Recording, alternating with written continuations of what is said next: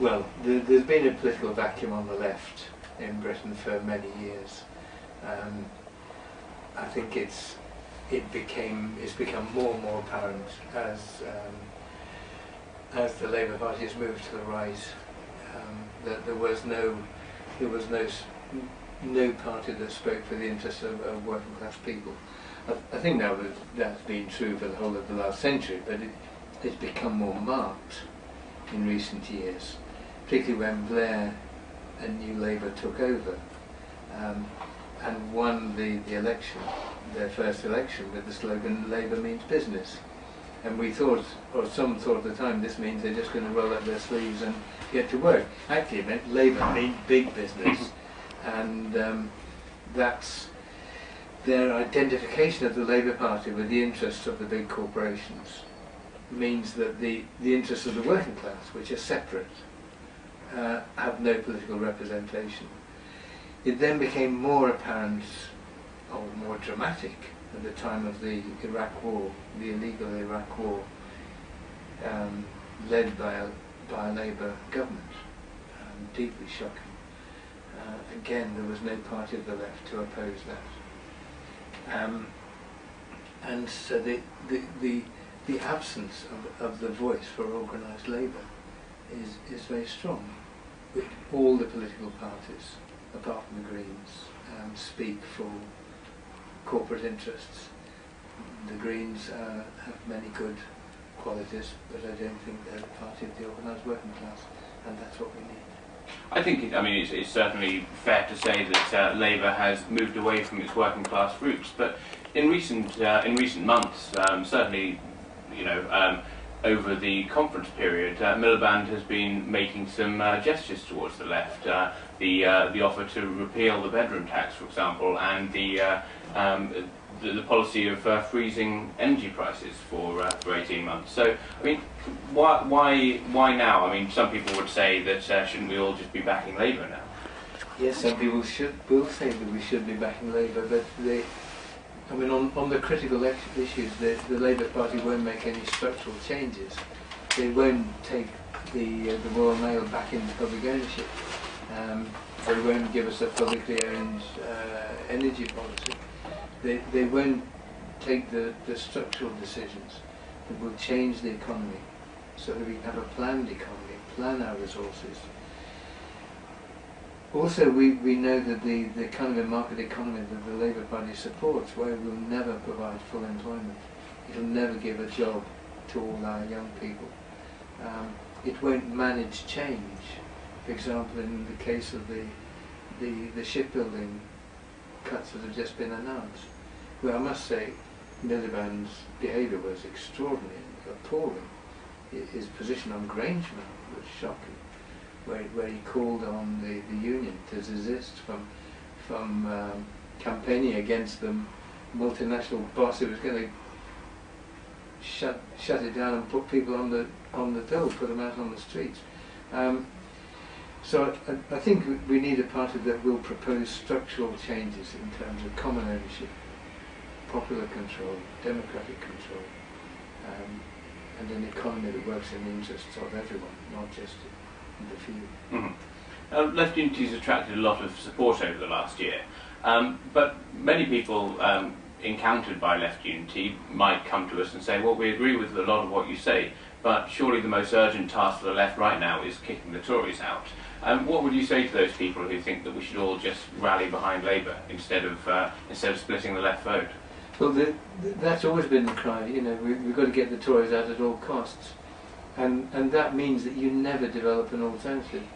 The Labour Party has moved to the right because the political space for social democracy has closed. Social democracy was based on a mixed economy, part publicly owned, part privately owned. That didn't work. Now nothing is publicly owned, or virtually nothing. So that space is gone for the mixed economy that social democracy occupied. And as the Labour Party shifted to the right, if we don't take this chance to establish an independent voice for the left, when shall we do it? So I think now, well, it's long overdue. but if not now, when? As Miliband Senior said, paraphrasing, but one of the biggest obstacles to developing socialism in this country is the Labour Party. Pity his sons didn't learn the lesson. And of course you say if not now, when? But there have been attempts in the past, the Socialist Alliance and Respect, for example, which you were a part of. I mean, what do you think makes LeftUnity different? Well, yes, I have been a part of, supported the Socialist Alliance and supported Respect, so you could say it's the trying again is the triumph of hope over experience. But I think that there is no alternative. I mean, we have to keep banging on the door until it opens. And there were clear mistakes from both the Socialist Alliance, which was an advance in itself. I mean, it broke through some of the sectarianism on the left. We were sharing platforms with people that we'd been told the two were our deepest enemies, so that was an advance. Respect, I think, missed a big opportunity. I think at the time of the massive demonstration against the possibility of the Iraq War, if we'd had tables every quarter of a mile with saying sign up for against imperialist wars, for the defence of the environment, for an end to privatisation, maybe two of the other points, we would have had a mass party very quickly. That didn't happen. The mistakes Respect made, I think we would all agree, were inbuilt into the project from the beginning. There were some very good people involved, as always, and I hope we'll learn those lessons. I don't want to go over now because it's too painful, but I'm sure we will. I hope those lessons aren't repeated, those mistakes aren't repeated. Mm-hmm. I mean, some people would say that one of the mistakes was having an unaccountable, charismatic leadership figure. Would you want to avoid that in LeftUnity? Well, yes, I think that anything that has been built around one or two people, however occasionally brilliant they are, isn't the answer. It's got to be really accountable. It's got to be really democratic. We can't have the parties within parties. We found that didn't work because of a number of times when Respect could have developed. It foundered because the SWP were a party within the party, and from their point of view, the party already existed. From many people's point of view, the party didn't exist, and that contradiction was inbuilt. I'm sure we shall discover other contradictions, and I think it's going to be difficult. I think the various things we have to do. We have to make certain that all elements within LeftUnity, and there will be different elements with different perspectives, all are represented in the management committee or the central, I won't say central committee, central grouping, whatever it is. All shades are there. They've got to be there from the beginning. We can't have it controlled by one party, one platform, one dominant group, because others will fall away. Mm-hmm. And so they should. It's got to be genuinely representative of everyone there. We've got to be absolutely rigorous about the contributions, the finance, where the pennies go. If every left group I've known, there's shadowy elements about who knows what, whose hand's been in what pocket for what purpose, and we've got to be absolutely crystal clear about that, about the finances, and we've got to be transparently democratic, and we've also got to learn a lesson, which will be hard for some, that you don't shout and abuse each other.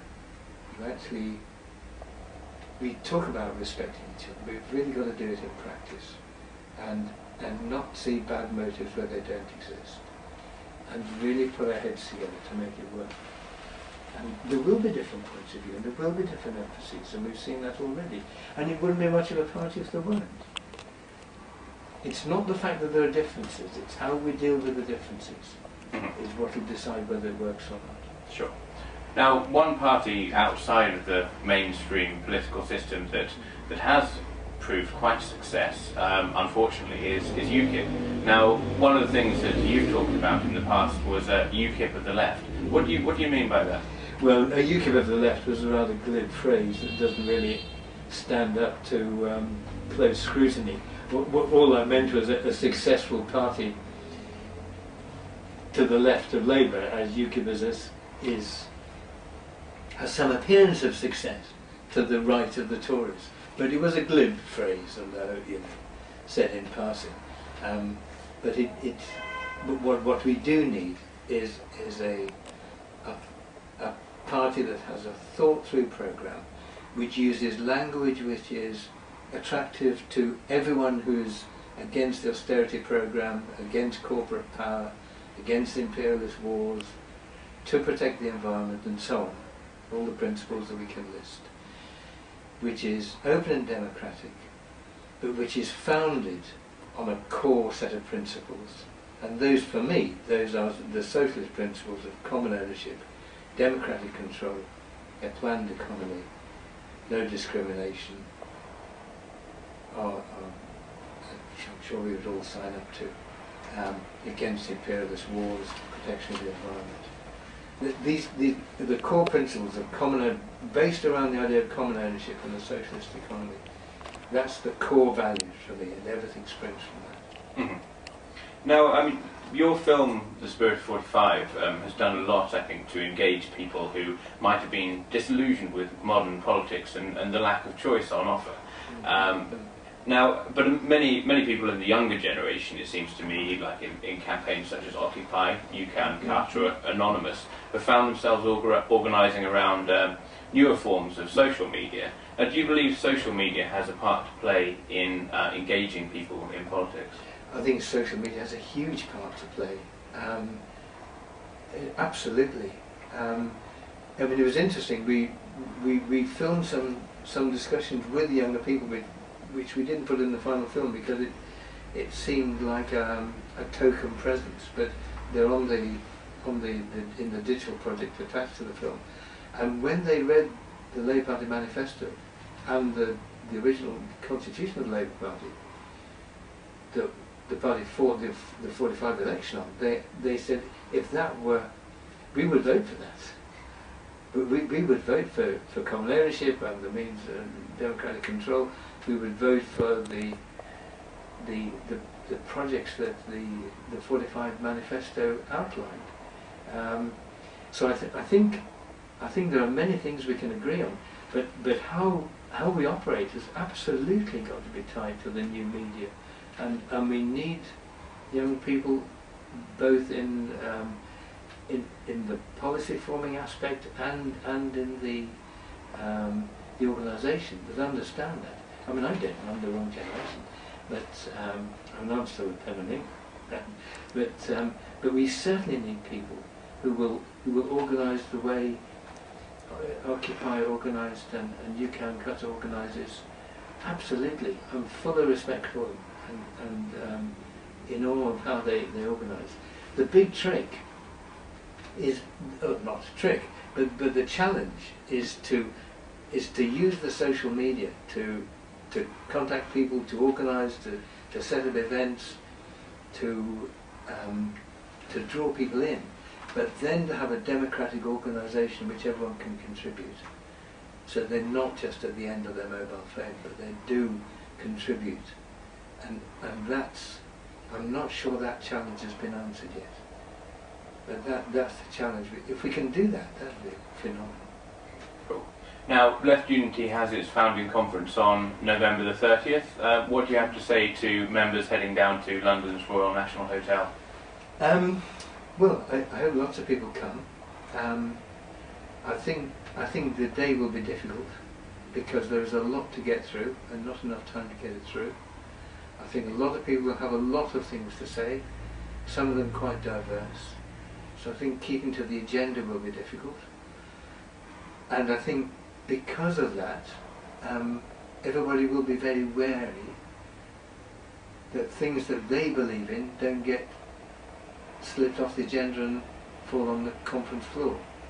So I think it's got to be handled very skillfully, so that everybody emerges feeling that we made the best use of the time, we've got the best result we can, and that no one has been defeated, that we're all part of something we can all share and believe in, even if we didn't get everything we want into the statement, whatever statement it emerges, but that our opinions are respected and that they are part of that final presentation. And if time is too short, that we don't rush into something that we can't, that some people will feel distant from. So I think we've got to be very careful how we handle that. A day is a very short space of time. And I also hope, and would say to everybody coming, that whatever group finishes in charge of the project after that day, there is someone there who represents every shade of opinion. So that we're all inside. There's no one outside the tent. Everyone's pissing out the tent. There's no one outside pissing in. You know, let's have everyone inside the tent with a genuine voice. Because if we're going to be a broad party, there will be many people coming in who don't share our. You know, some of us have been around these kind of projects for a long time, have a fairly well-defined set of ideas and programs we'd like to see. Some won't have that, but they should be welcome nonetheless. And the balance is keeping the core, the centre of the project intact, while making everyone welcome. And that's, you know, there's a potential contradiction there. So how we handle that is very tricky. So it's going to need some skillful chairing, but I hope not manipulative chairing. There's a real distinction there. Well, that sounds like very sensible advice. Ken Loach, thank you very much. Okay, thanks a lot. Cheers. Cheers.